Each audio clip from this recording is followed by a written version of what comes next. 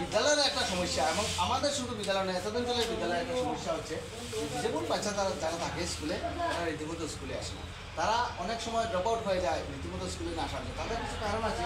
তারা অনেক সময় মন দুর্বল থাকে, আমরা স্কুলে গিয়ে যাতে অসুবিধা হয়, যেতেও অসুবিধা হয়, মনও দুর্বল থাকে, তাদেরকে আনা নেওয়ার মানুষও থাকে না রীতিমতো। এবং অনেক সময় দেখা যায় যে কিছু কিছু বাচ্চা আছে, তারা এই ধরনের বাচ্চার সঙ্গে নানা ধরনের লাগালাই করে এতে তারা স্কুলে রীতিমতো আসে।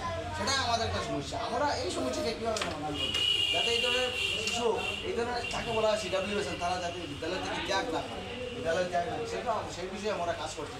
তো আমরা তাদেরকে উৎসাহ দিয়ে মনকে আনন্দিত করে তাদের উৎসাহ জাগিয়ে তাদেরকে বিদ্যালয়ে আনার ব্যবস্থা করবো, এবং তাদের মা বাবাকেও বলবো এই ধরনের শিশু, এই ধরনের CWSN অনেক কিছু করতে পারে, জানতে পারে, বুঝতে পারে।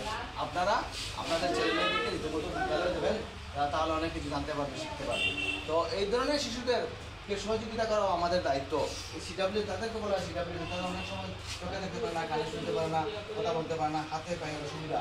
তো আমরা তাদেরকে সহযোগিতা করবো, এবং যাতে মানে সুন্দর মতো পড়াশোনা করতে পারে এবং কোনো অবস্থায় বিদ্যালয় ত্যাগ না করে, সেটা আমাদের কাজ।